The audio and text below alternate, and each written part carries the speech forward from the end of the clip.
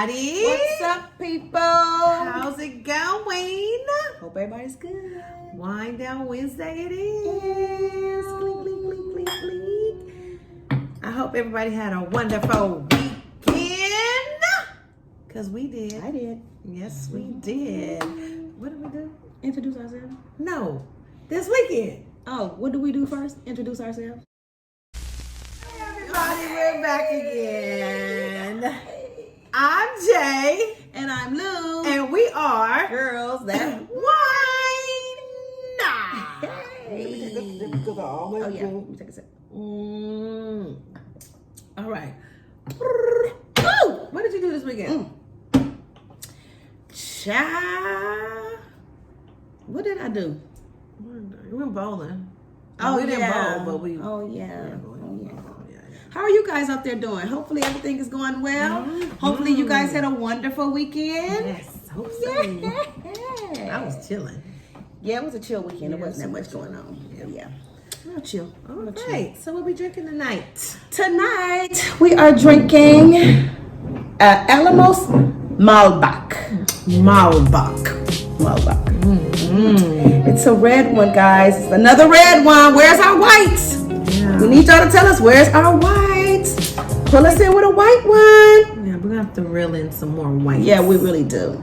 This one is this red one is it's more of a different taste than a cab. To me, it's a little bit drier. I don't know. It's got a lot of different notes in there. But it doesn't have a Merlot taste to it. It's a little bit in other words, it's a little bit stronger to me.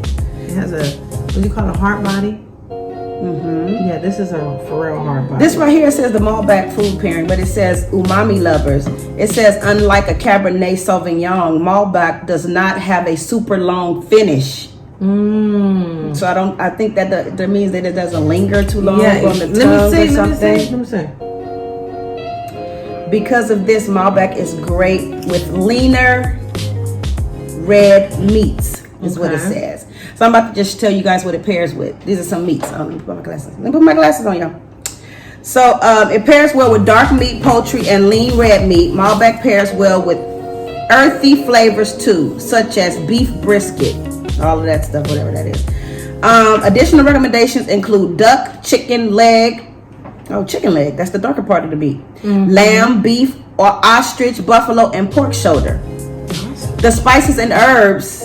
It says look for spices that have earthy or smoky flavors such as parsley, thyme, rosemary, smoked paprika, black pepper, cumin, cloves, vanilla bean, garlic. Okay.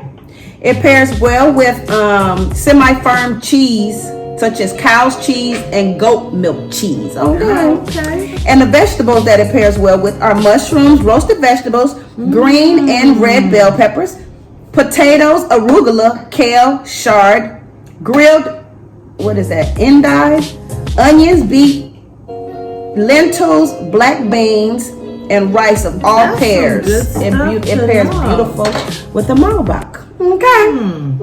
That's good to know. So you guys go out there, you guys go and try you some Malbec, okay? Right. Malbec. It's a good one. There we go. There you go. There it is. Look at Malbec. Yum yum. Let me take another sip. Let me take another sip for y'all. It's pretty good. Because we never tried this brand either before.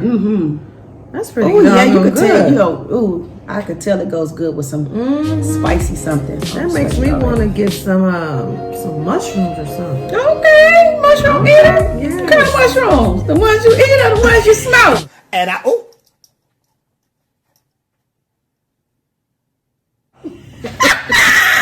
The ones in the grocery store. Because either one of them are going good with the wine, honey. The smoky ones or the ones you eat, girl.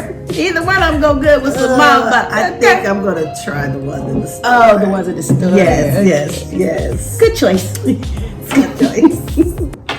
So we are still representing for February. Black History Month. Black History Month. Right. Black History For all the Month. melanin in the building. Yes. Honey. We got to represent our people. Yes, and we're so excited because you know what? In honor of Black History Month, This is our 9th episode. We Our still 9th rolling. Yes. And the crowd goes wild. This girl is cool. That's what it's And we're not even drunk. Like, seriously, we just excited because look, you guys. this is a She will not say that every time we have a taping, or neither will I. Be like, we're not even drunk either. This is like we're our not. natural self. Like, seriously. And you guys need to appreciate that about us, right? Because what you see is what you get, honey. Honestly, like for real. This is turned down. Yeah, This low key. Just What the turned down. kids say? Low key. It is. This We turned turned DOWN. That's the way to get down. Hey, DOWN. I said that's the way to get down. Hey, DOWN. That's the way to get down. All right. So I'm bringing to you guys today. Her name is Melissa Hartville LeBron. She's 47. She is the first black woman to own a NASCAR team. Shout out to her. So originally she was a New York correctional officer for 19 years. Oh, And then she took her sons to a NASCAR experience, like to the thing, right? race. Yeah, the racing thing. And so, thank you. My mind went blank right there. She went to she took her sons because they like to do like a lot of bungee jumping and just she took them to deter them from doing some what do they call them, like dangerous sports, because they like to do bungee jumping and anything Extreme sports and stuff. That's the word. okay. Thank you. Extreme Okay. sports. So she took them to deter them from that. But after taking them there and she saw how much they were interested in it, and she kind of got a joy out of it too. She invested thousands of dollars into creating her own team. Right? Oh, that's cool. So she also, the name of it is called E2 Northeast Sports Motorsports. And this is the first multicultural team to race and compete in NASCAR. Where are they located? Daytona. Well, she was from New York. So she's from okay. New York. So Jersey, kind of like had a Jersey accent Okay. too. So I think they're from New York, right? Wow, amazing. And then she's still looking for sponsors. So, even though it's she's new to the community of being the first black woman, but she's still seeking sponsors too. So shout out to Okay, Melissa. All right, Melissa. Shout out And so today I have What you talking about? the CEO. It says, meet the CEO of LAX Airport, honey. Yes, she's a black woman. Black women come through. Black women Okay. come through with it for the month of February. Come through. It says, not a lot of people know that a black woman, Deborah Flint, is the CEO of the Los Angeles World Airports, LAWA, which owns and operates LAX and Van Nuys airports. Nice. Two of the largest and busiest airports in the country. As CEO, she's been CEO since 2015. I didn't even know that. Flint has made significant transformations to help enhance the experience of passengers who travel to and from LAX. So Deborah is an extraordinary leader whose ingenuity, patience, and uncommon comments have helped bring LAX to the doorsteps of transformational change. So she's been changing it. Merritt Garcetti had brought her in to come in and change the face and the look of LAX to be the first black woman to be the CEO of LAX. Nice. So she will be leaving LAX, and I think she's going to is it Chicago? No, Toronto. She's going to be the CEO for Toronto Airlines. Yes, that's where she's originally from. Oh, okay. So shout out to, what is her name again? Deborah Flint. Shout out to you, Deborah Flint. Shout out to you, first black CEO of the Los Angeles Airport. We call it LAX. LAX. So those are our two women that we're I'm going to give shout outs to for Black History Month. Paving the way for others. Shout out to you two ladies. What we got going on today, girl? Girl, so On my shiny face. you know that Valentine's Day is on the way. Oh, Lord. Valentine's Day, V-Day. V-Day, baby! On the way this weekend. Do you have plans? No, I don't have plans. No. Do you have plans? I do not. I don't ever really have plans. And I have a husband and I really don't ever have plans because he doesn't celebrate pagan holidays. So Oh, got it. we don't celebrate pagan holidays. So it's really not a big thing to me. But you know, it's a lot of lovers out there. It is. It's a lot of, I'm a lover too. I love to be loved. I want to be loved 365 days of the year though. You know what I'm saying? And that's my thing, like anything, like Christmas, like you know, Easter. Well, not really Easter. I'm speaking of people where they buy really gifts. Oh yeah. So Christmas, you have Valentine's Day. You know, people. I think anniversaries are nice things too, because that's milestones to celebrate, right? But Valentine's Day, I mean, you know, you get love all year long. So, what is the expectation of people with Valentine's Day? Do people get upset if they don't get a Valentine's Day gift? I think for them to go through and just want, you know, for being a pagan holiday, they really want you to go out there and just spend money, just spend. Right. So, is it true love in Valentine's Day? Is it like true, like, oh my God, I'm so in love with this person, I just really want to go out and get them the best thing on the planet? Or is it just following tradition of what goes on in America? I think today it's about what I got for Valentine's Day so I can post it. Okay. Like, are we really, like, I mean, I'm not a big Valentine's Day celebrator, I guess, in lack of other words. You know, when you receive flowers or candy, that's great, you know, but I'm not expecting that. So that's my thing. Is it an expectation? Right. On this day, like, do you really get upset because like, I remember one time I received flowers from at work. We're upset. It's like, I hope that my boyfriend sends me flowers, and they were texting, and I'm like, that's too much. That's crazy. They were really upset. So they wanted whatever you got. And then it was another job where I got flowers, and the boss didn't even tell me that I was like, oh, those are pretty flowers. Oh, okay. And she didn't even tell me. So she just sat him there and was like, hater. Hateration. That was a real hater. The hate was real. So my thing is there a great expectation for people to get gifts? I think it is. I really do think it is. And I think that's for me, I don't know. I think it's just a part of the younger generation. To me, I don't know. I think it's just when you're when you're in love. Well, I can't say that because everybody falls in love and you got a new love and different types of things or whatever. Generations, because it's some people who are age that just overdo it. I've never been an overdo it for Valentine's Day. Look what Babe got me, but you know, for Valentine's Day. Do you have any tips for the people out there to give them any tips or anything, any type of gifts or whatever? No, I don't. A good dinner, anywhere to go for dinner. Okay, let's you know, I'm always gonna say the stinking rolls because that's one of my faves. The stinking rolls is Killer Shrimp is one of my favorite places, and they're not super expensive. Yeah, so I'm not trying to break the bank, you know. And stinking rolls is really sexy too. It's a real nice spot. I think that a home cooked something is better than just going out. I think an intimate setting at home. Yes, I think that's much better than going out and spending money. Like, I remember I used to, with the kids when they were growing up, I used to make strawberry shortcake, and then they like hamburger helper at the time, so I would make just their favorite things that they like to do, and that's how I would contribute. But and I used to, when the kids were little, I used to bring home like mugs with like chocolates and a little teddy bear or something in it. And for years, Lamont used to be my Valentine.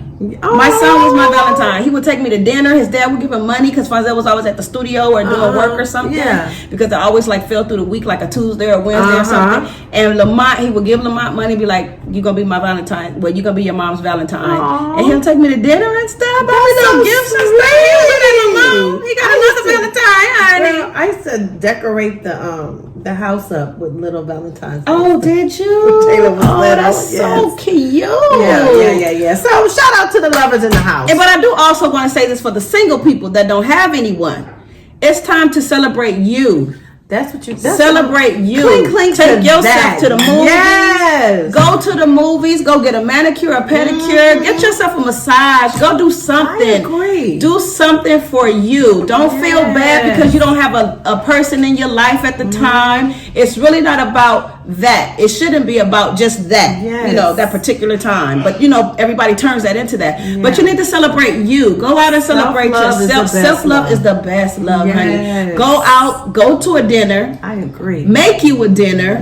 Pop you some popcorn and watch a really good movie. Pour you some wine, baby. Get you some wine and have another single friend come over or something, or just be by yourself. It doesn't matter. You know, just figure out what you're gonna do for yourself. Don't never be down about this day. It's really nothing but a day. It's nothing but a day. I'm with that. So when you do find your true love, you can spend the rest of that 364 days that year or whatever, whenever you find someone, and just don't make this out to be a big deal. That's even for lovers too. Like if you don't have, if you have somebody that you're in love with or whatever, and you just really don't have a lot of money or whatever, don't just go out of your way. Yeah, you got to create to break yourself. You know, you can find different things. You can be very creative for this, day coming up this weekend. That's some good stuff. That's some good stuff.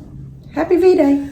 So I was driving because I drive home from work a lot, and I just thought of like some pet peeves that really just irk my nerves. And what brought this to my attention Did you say was pet peeves? Pet peeves. Oh, Several pet peeves. Is that right? Yeah. Oh, what you thought I said? No, I heard you, but I didn't know if the people heard you. Oh, pet peeves that like irk my skin, right? That if I had like some pennies or some batteries or something, I would literally throw these at people's cars sometimes. I get so mad. I get so mad. So one of my pet peeves, I'm about to talk about pet peeves right quick, if you don't mind. Okay. So pet peeve number one, when I let you over, I need you to acknowledge the fact that I let you over. Like, give me a thank you or something. That is so rude. So if a car is coming out of the driveway and you're here and you're like, okay, go ahead and go. And they just keep going. I want to just be like, I didn't have to let you over. Or if I'm trying to get over and you just speed up. Like, why? Why are you speeding up? Oh my God. Why are you speeding up? No, that just, I'm not an angry driver, but those are just pet peeves of mine that just irk my nerve. And another one, I have one more. This is outside of driving. My other one is, when I go to the restroom, I don't need you to come to the stall next to me. Like, can you, sometimes I purposely find a stall that's out of the way so I don't have to deal with people coming next to me. But they seem to always, if I'm at the first stall, it's they like seem to come right there next to 4 other stalls that are empty. Why are you coming next to me to pee? I don't understand. Why do you need to pee next to me? I don't need to hear, I don't need to hear that. And go while you peeing. Don't nobody want to hear all of that. Go to the other end. That's just a few of pet peeves. Okay. I probably think of some more. But I have one pet peeve since you want to talk about pet peeves. This is one of my biggest pet peeves. I can't stand late people. That just gets under my skin. I can't stand when my clients show up late. Yeah, I can't stand when I'm going somewhere and I say I'm going to be somewhere at a certain time.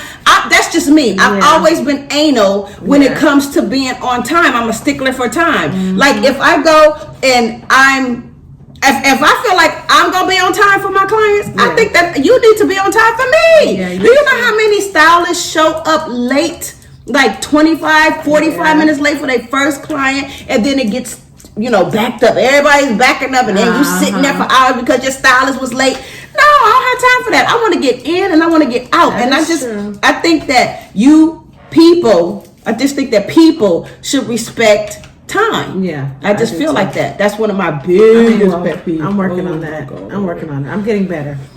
You really are. You're getting better. Yeah, you are. Even when because listen, I'm guilty. Right hand, guilty of being late. I'm guilty of being late. I'm guilty of if she's picking me up. I'll be like, okay. You've been doing pretty good though. So I've been working on because our last conversation we had one time, I think it was Punky was here. I think so. We had a conversation and I didn't take into thought of respecting the other person's time. You just kind of like you get there, and I thought that was big, especially as a friend. Yes. Yes. If you taking the time out to pick me up, or it's your business. Like you said, you have things, you got other people to do. Yes. A lot of people don't take that into consideration. And them being late throws me off. Yeah. And then I have clients coming there looking at me like, girl, what is late with this one? When you come in that like they be looking at me like, what's up? Like, okay, I've been sitting here. I wanted to say because this helpful. Yes. Came here 30 minutes late. So now it throws me off. So now I got to speed up and do whatever the boom, bang, bing I got to do. And then I got you looking at me crazy now. Yeah, because if your appointment is at 11 and you're not there at 11:05. I'll give you like 11:10 or maybe 15. 15, then my face is turned up. And you didn't call, but you want to just slightly walk up in there. I'll text and be like, hey, everybody. Coming in all loud. Hey, y'all. Hey, Shay. Hey, y'all. Hey, y'all. Hey girl, come here, girl, give me a kiss. Sit your ass right here in this shampoo so I can hurry up, girl. Throw me off. And then you get, sometimes you might get a half a shampoo. Like you get the whole No, you won't. I ain't never half-ass my clients. Ever. I ain't talking about you. Oh. I ain't talking about you. I'm just saying. All right. Yeah, there you go. Any more pet peeves? No, I can't think of them, but I'm always mad about something. Girl. Something always pisses me off. I just can't think about it today. Yeah, what else? Yeah. Oh, okay. I don't know. But okay, can I just say this? Because I was supposed to say it last week. I just want to know this. Okay, so we live in Los Angeles. Right. All y'all out there in YouTube land, we live in Los Angeles. I just want to know, why are they flying these people from China to Los Angeles, to California, not Los Angeles, but California? They're flying the people with the coronavirus here on California soil. That is so unfair to me. Like, what makes you think that we want that shit here? We really don't. We do not want the corona people here. We don't want the corona people. We don't want the coronavirus. I don't know why they use California to drop them people off here and then put them makeshift quarantine. They have to quarantine the people, and then they be quarantined for like 14 days, and then they get out, and then they shaking hands with other people. I don't want that. Right. We don't want that. We don't need that here. Yeah, they say that stuff is bad. Because I said, why don't they just leave them in the desert? Just leave them in the desert. Put them in the desert. Make the little quarantine spot or whatever. It's a lot of land out there in the desert. It's a whole lot of land out there in the desert. That disease is horrible. Don't nobody even want to get that stuff. And we found, I think it's like 3 cases in California. But no one has died yet. No one has died from this. In California? It hasn't? No. Girl, look it up. No, it hasn't. They just said it. Oh, child. I saw that. Please. I mean, somebody put in the take them to Milwaukee or something. I'm sorry, Milwaukee. Shout out to Milwaukee. I'm sorry, Milwaukee. I didn't mean to say that. I just said the desert. I didn't put a name on the desert. I just said, look, a desert anywhere. Anywhere, just a desert. But don't leave them out there. Quarantine them and everything. Make sure that they get better and they can go home to their families. But just don't bring them on this soil, because we got a lot of stuff going around anyway. I'm just nervous about even getting on a plane these days. Oh my God, me too. The plane, the buses, anything. Any kind of travel besides my car. Okay. I'm kind of scared to get into anything. Right? Don't that make me, and then people coughing or sneezing anyway. You be like, oh, you just really don't want to get the flu first and foremost. I work in the hospital. You don't want to get that flu thing again, huh? Girl, you don't want to get that. Especially you. No. You don't want to get that flu bug, honey. No. She was dying. Yeah. When I get sick, I'm sick. All right. So we are coming up to episode 10. Yes, we are. And what is episode 10 about? Girl, episode 10 is going to be juicy. Yes. It's going to be a good one. It's going to be a really, really good one. Very intense. Very open. Oh my God. We're going to talk about some real stuff. Real topics. So, it is Girls That Wine After Dark. And we're going to talk about after dark we're going to get deep into this thing. Yes, we are. You guys are going to like it, hopefully. Hopefully you guys are going to like it and enjoy it. I hope no one is offended. Going on. It's going to be 2 weeks from now. Yes. We're going to have episode 10. And you guys, you're going to really love it. It's going to be a new spin, well, a different spin on what you see us doing right now. Because, we're going to really open up and we're going to really just talk. And we're going to have some friends. I'm gonna say good friends. Some friends of ours to come and join us. Yes, they've agreed to come out and speak with us. Yes. On some topics about whatever relationships, life, whatever it is. We about to get deep down in it. It's gonna be a good one. Yeah. So we want to make sure that you guys tune into that. Please do. We love your support. Where can we go live?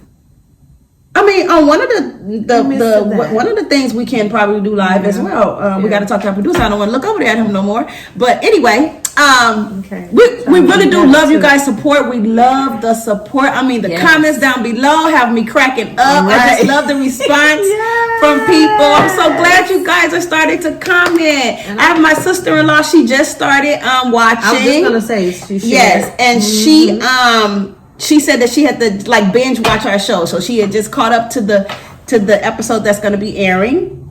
So shout out to Eloise, my sister-in-law. I love you. And she called Jasiri or got in contact with Jasiri because she wants some sea moss. Nice. You guys saw that episode. Yes. So just the response and the love and the support from you guys, we really appreciate it. Yeah, appreciate it 110%. And by saying that, please like, comment, and subscribe. Please do. Down below. Hit us up. All right, good people. It's been real. It's been real. All right. Can't wait to see you guys for episode Until next 10. All right. Good night. Good night. Peace out. Peace.